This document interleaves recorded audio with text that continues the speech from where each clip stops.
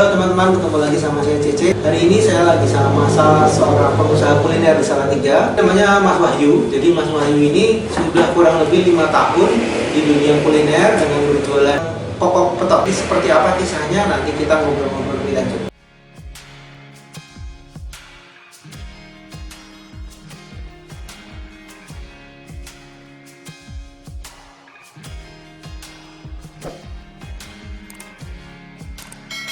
Perjalanan itu dari awal sampai sekarang gimana? Sejak kuliah saya sudah mulai usaha gitu, walaupun itu pancingan dari orang tua gitu kan. Dulu itu saya merengek, Pak, aku boleh no gawean gitu, carikan pekerjaan. Karena teman-teman itu pada dicarikan pekerjaan oleh bapaknya, kok saya kok enggak gitu. Terus bapak itu malah dari Medan, irit singkong balado Medan. Bisa bikin kayak gini enggak gitu. Terus saya bikin, saya jual. Terus dikirim lagi dari Medan, bisa jual enggak? Terus saya sebar di 10 toko di Salatiga. Hasilnya 9 toko retur.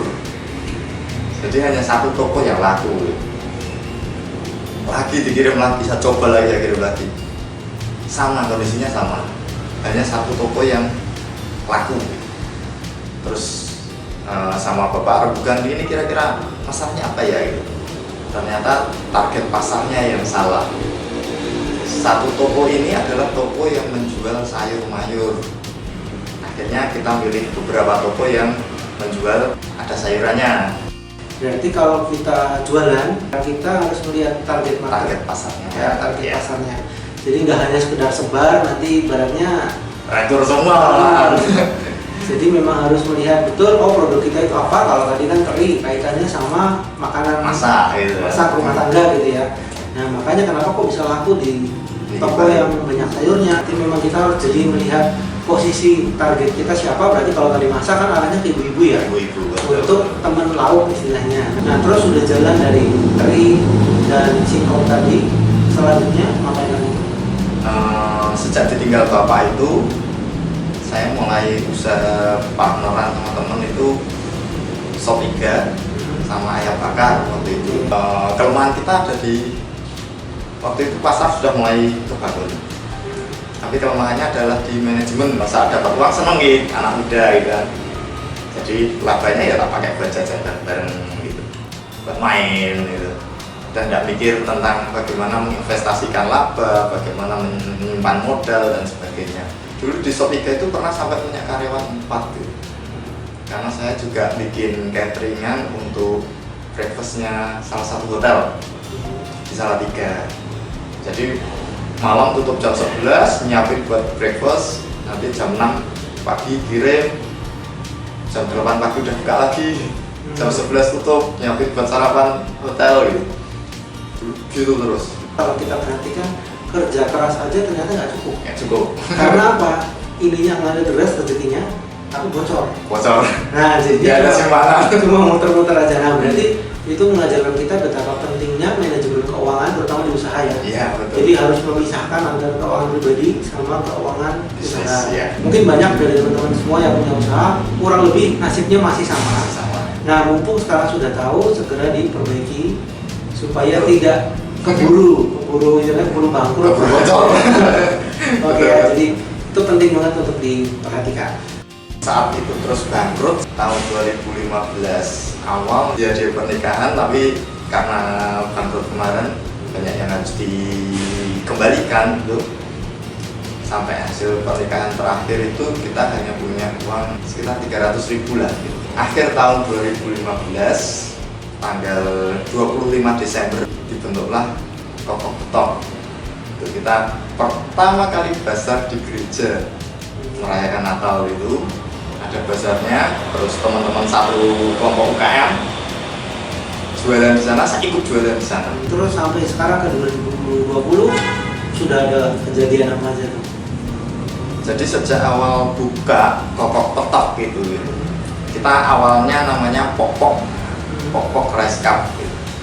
Popok Rice Cup. Terus saat perjalanan kita hanya bazar ke bazar sama delivery order. Terus kita mulai kenal GoFood, muncul GoFood di sana. Jadi masih posisinya di rumah juga gitu. Jadi kita aktif di media sosial gitu. Nah, terus kita kenal paten merek, kita nyoba paten merek gitu. Siapa tahu lebih bisa bergengsi nih mereknya gitu. Nah ternyata nama Pok-Pok itu sudah ada yang punya gitu. Akhirnya tahun 2016 nama Pok-Pok diganti menjadi Kokok Petok. Produknya Kokok Petok itu apa aja? Nah, kalau produknya Kokok Petok yang paling utama adalah ayam crispy tentunya. Itu yang paling utama. Nah, yang menjadi pembeda kita tanpa tambahan bahan pangan seperti MSG, terus penyah, terus pewarna. Kita tidak menambahkan itu. Termasuk di saus-saus yang kita bikin itu 80% olahan sendiri. Jadi tidak murni beli saus ini langsung tak pakai. Tidak seperti itu. Tapi kita olah ini menjadi sebuah saus sendiri yang tentunya berbeda dengan yang lainnya gitu. Dan di sini pun pengolahannya juga sama tanpa tambahan bahan pangan seperti MSG, pengawet itu tidak tak pakai semuanya. Kita akhirnya berpikir untuk perkembangan kita biar bisa mempercepat sama aman gitu pikirnya gitu. Akhirnya kita bikin satu pilar usaha baru, yaitu kita jual tepungnya gitu. Ini tepung yang kita pakai untuk ayam crispy, yang spesialisasi Kokok Petok kan ayam crispy-nya nih gitu. Nah ini tepungnya kita jual terpisah gitu. Nah ini juga sama keunggulannya tanpa MSG, tanpa pengawet gitu. Berpikirnya adalah pilar bisnisnya gitu. Kalau kuliner itu potensi kerugian rusak barang banyak. Minimal nasi lah gitu. Kita masak nasi hari ini tidak laku, ini otomatis buang gitu. Itu minimal, belum yang lainnya gitu. Nah untuk meminimalisir rugi dan kita bisa berputar banyak gitu, itu kita jualnya tepung. Karena apa? Tepung kita juga pakai nih di warung makannya gitu.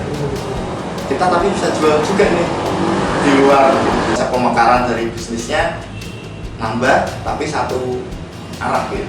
Kita tetap pulangnya satu bisa untuk banyak ya. Berarti intinya Mas Wahyu ini juga mengajarkan kita kalau biar kita tuh bisa melihat peluang. Iya. Ya, jadi dari apa yang kita punya, kita lihat nih apa yang bisa berpotensi untuk kita jual selain produk kita sendiri. Iya, betul. Ya kan? Nah, sedangkan tepung itu tadi kan kita pakai juga ibaratnya kayak tadi tidak akan membuang bahan. Iya. Ya kan? Nah, tepung itu kita jual akhirnya bisa membantu omset juga. Omset juga. Dan pemasarannya lebih luas gitu. Ini sudah sampai Jakarta, Lembang, Semarang nih yang cukup banyak gitu. Jogja. Kokok Petok kan sudah mendapatkan paten ya. Sudah paten. Membesarkan usahanya memang merek itu penting.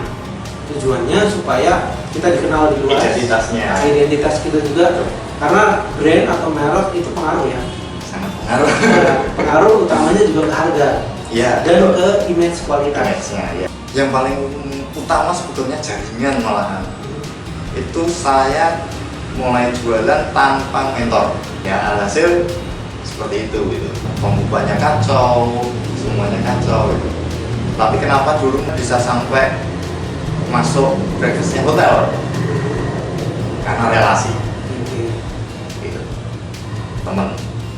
Terus setelah masuk di Kokok Petok, saya kenal sama Mas Ugi waktu itu. Mas Ugi banyak sekali memberikan masukan. Nah, itulah juga yang membuat saya terus semangat berkembang. Mas Ugi itu juga bagian dari mentor juga. Mentor saya. Terus ketemu lagi sama ada orang-orang lagi, Pak Purnomo, ada Mas Agung, semuanya tuh kita berteman. Awalnya berteman, terus komunikasi dan ternyata dia bisa jadi mentor yang baik. Kita tanya, menerima dengan yang baik. Jadi istilahnya saat kita punya berusaha, kita jangan menutup diri. Ya memang kadang usaha itu ada rahasia kecil gitu, itu rahasia pribadi. Tetapi jangan sampai teman-teman kita kalau bertanya-tanya sebisa mungkin kita jangan tulis gitu, karena itu nanti bagian juga jaringan kita. Siapa tahu lama-lama dia Kak, tak jualkan tepungmu. Ya, siapa tahu gitu. Oke. Nah berarti di sini juga kita belajar nih, siapapun orangnya bisa jadi konsumen ya. Bisa jadi konsumen. Nah, bisa jadi teman lama atau teman baru.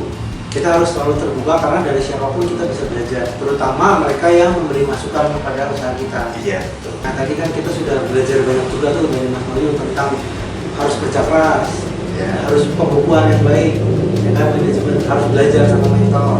Iya. Terus merek juga, terus kita juga harus berpikir untuk mengembangkan usaha kita, nggak cuma jualan produk inti, tapi juga yang lain yang Kita bisa bisnisnya yang lain. kembangkan. Nah sekarang Mas Mario punya pesan-pesan kan nih buat mungkin teman-teman yang baru mau mulai, harus gimana sih? Buat teman-teman yang baru mulai usaha, itu yang pertama yang kalian lihat adalah peluang pasarnya dulu. Kalian mau nyasar ke pasar apa sih? Akan memposisikan produk kalian di mana?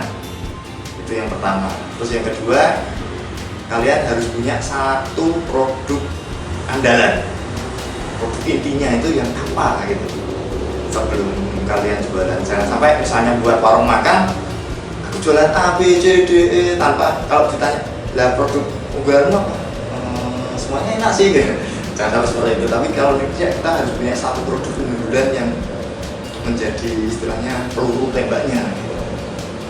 Terus yang ketiga itu jangan malu bertanya dan belajar.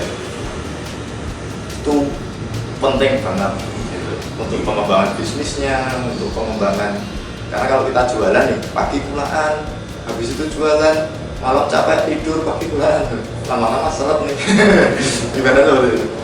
Terus yang keempat, ini sangat penting, pembukuan, catatan. Kalau memang belum bisa rinci gitu, ya paling tidak kalian menyisihkan.